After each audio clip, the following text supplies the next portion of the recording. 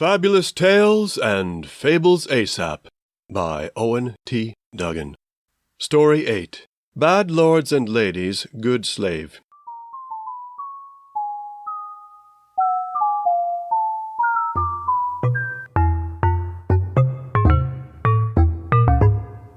Bad Lords and Ladies, Good Slave.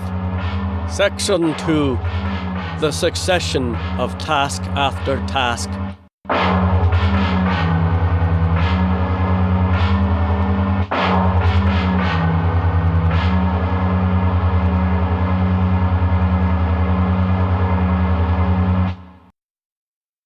Day by day, the task at hand was updated. Some updates ordering only small revisions, some passing down commands entirely new. There was the tearing down of all structures.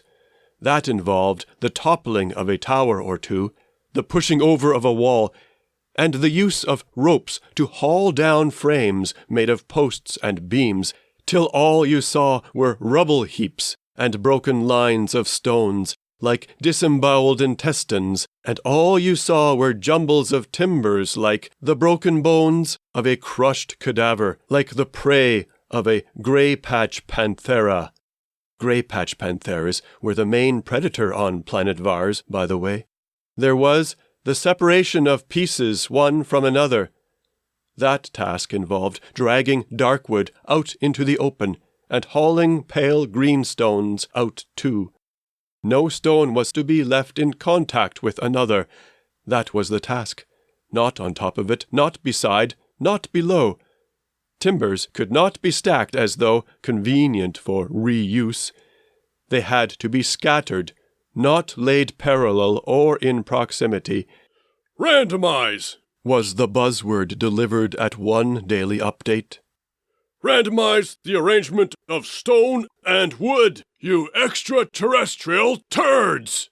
Another day, the phrase to be followed was, "Erase all trace of habitation. Erase all trace of paternization. Destroy all that is paternal." They did as told, not dwelling on thoughts like, "Why does the Lord Marquis hate patterns so much?" Green soap was laid apart, disordered and separate, not sorted and piled according to size of stone. Darkwood pieces were laid out separately, not stacked neatly. Each piece was dropped and left in contact with the damp soil, something a good woodworker would seldom do to darkwood or any wood. The slaves were told to do it, and they did it. And if any slave should bother to infer anything from the succession of task after task, and to guess at some overall aim, he never talked about it. Why bother? Inferring final goals would distract from the immediate task at hand. It would be as useless as complaining, no doubt, if one day the task of tearing down walls were updated to building walls up. They would obey, all the same, without delay or anguish. Only the anxious few might dare wonder if maybe, and there was one among this herd of male slaves who wondered all the time, if maybe there was actually something of a purpose unfolding. "Definitely a plan playing out," murmured the oddball slave in a sweat, handling yet another piece of green soap. Green soap was about the same weight as darkwood, so neither material made you sweatier when lifting it. Such stones were definitely time-consuming to shape with precision.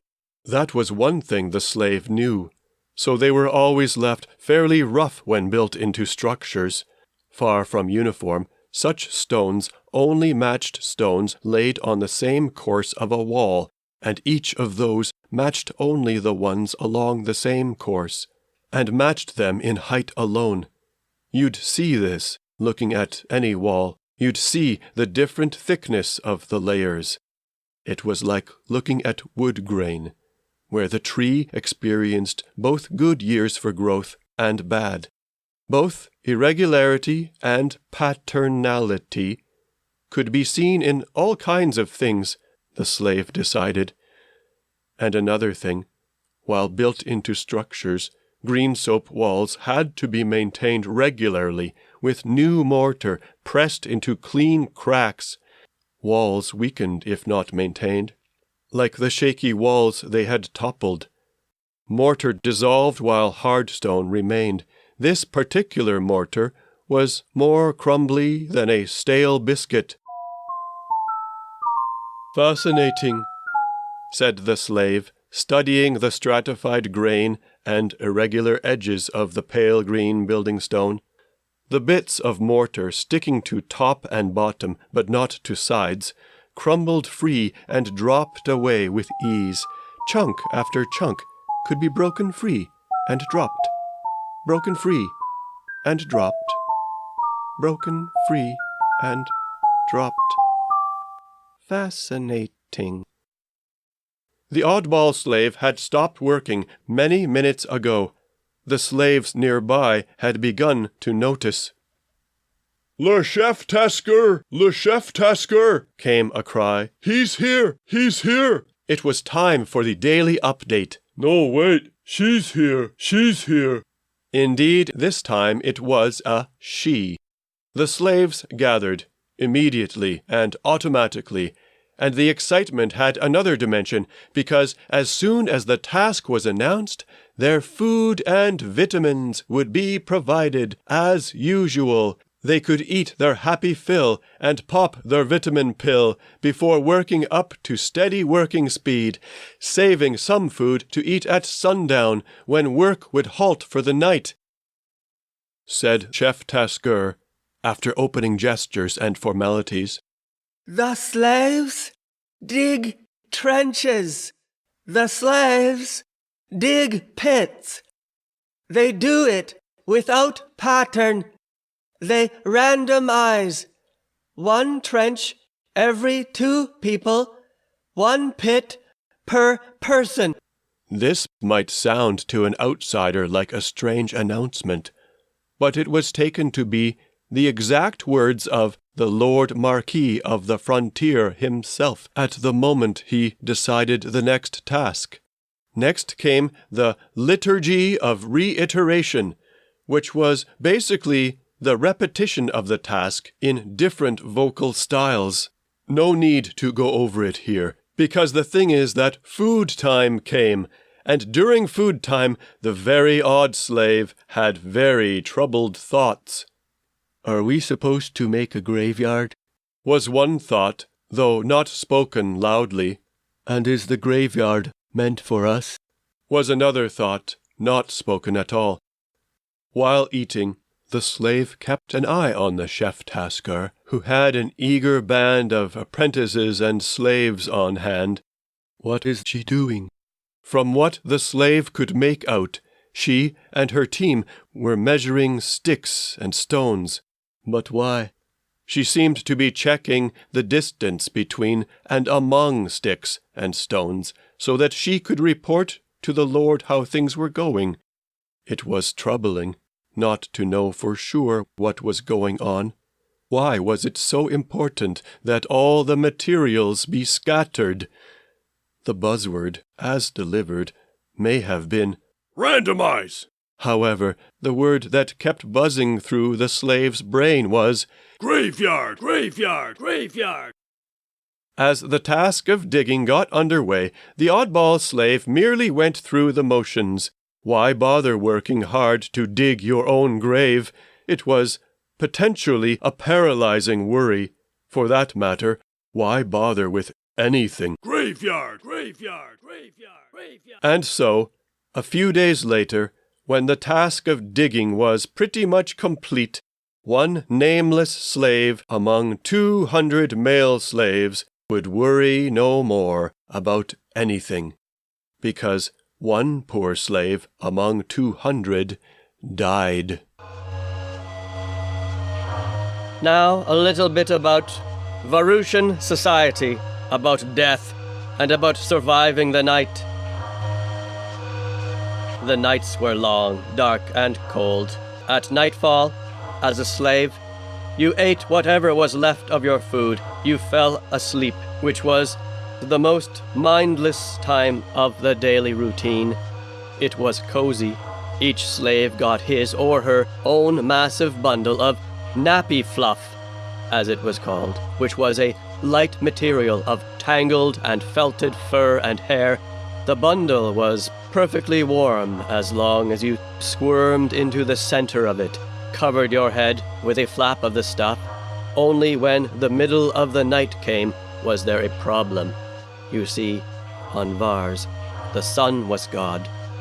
But the sun did not visit Vars as often as the sun visited Earth. The Earth was more favored in this respect, though none knew why. So nighttime on Vars was far too long. You couldn't sleep through it, as cold as it was. You had to move around at some point, or you would seize up and stop breathing. That was the thing. There was some kind of bad enzyme that activated midnight. You had to crawl out of your nappy fluff, walk around, dark though it be. You would look for the stack of fungus flats and shake some to make it glow so you could see better. You had to wave your arms, get the circulation going again. Use the toilet. Keep moving.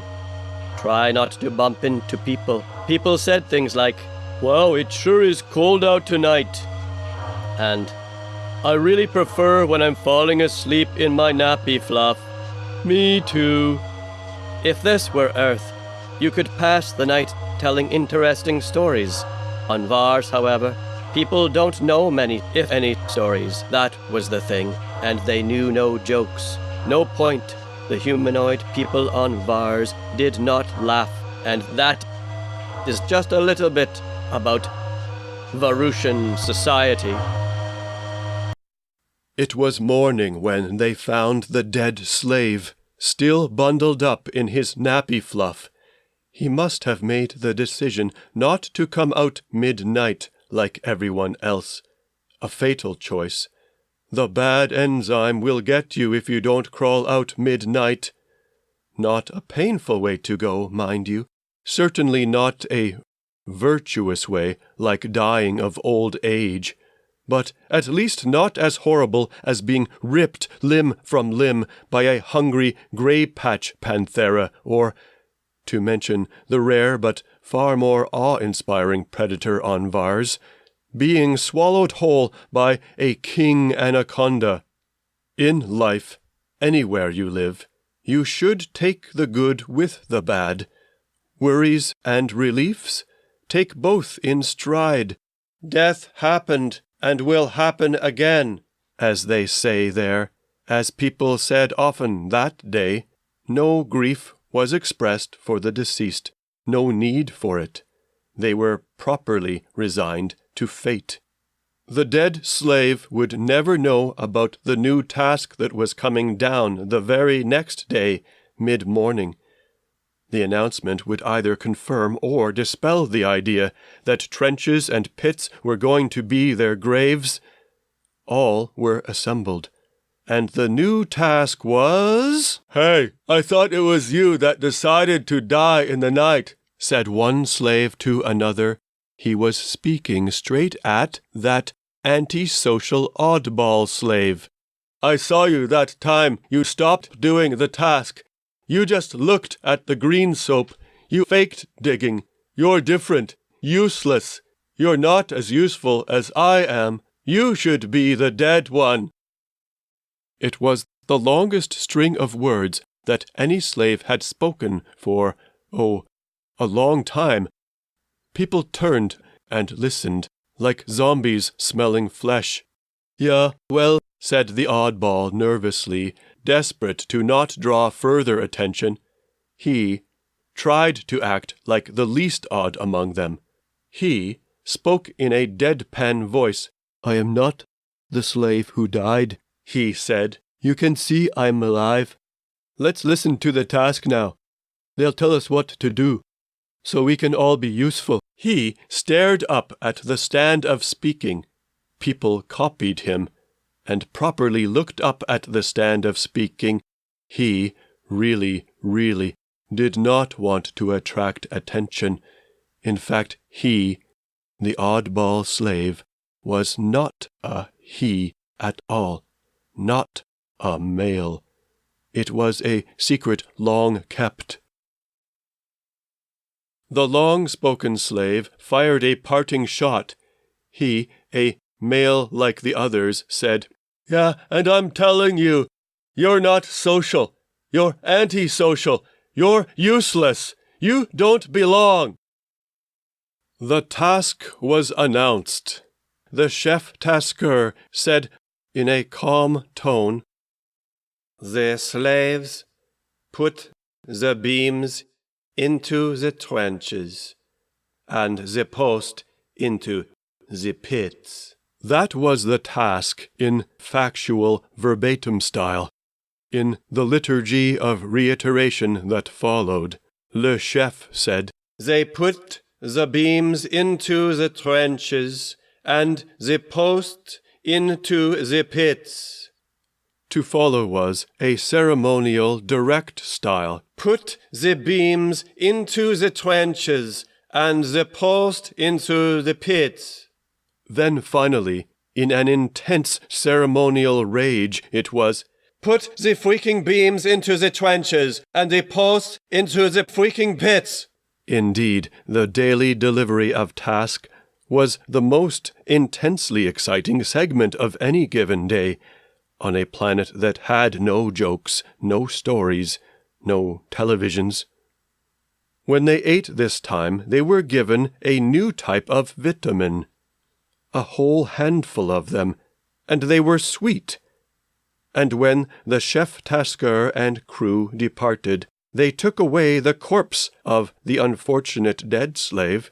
"They're going to bury it elsewhere," thought the oddball, sucking on a sweet vitamin pill, watching them go, and wondering about the difference between living people and dead bodies, and how a he or a she became a neutral it after dying.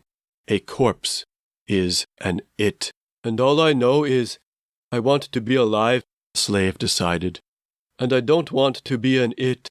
Aggressively performing the latest physical task among the sweaty male slaves, the oddball focused on the happy knowledge that they were not making a graveyard after all. He made an extra effort to keep working. He would not blurt out, for example, pointless questions like, "Why do we have to do what we're told?" The project was wrapping up anyway, if you inferred that the aim was to make the whole area look natural, which they had pretty much achieved. They had erased the traces of habitation and made a kind of pasture. The next project might be to build structures somewhere else.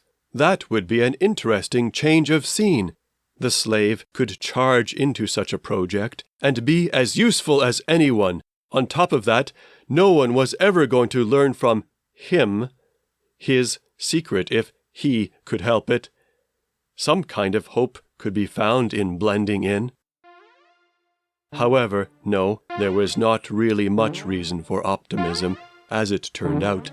Things were about to change in a way that was not reassuring.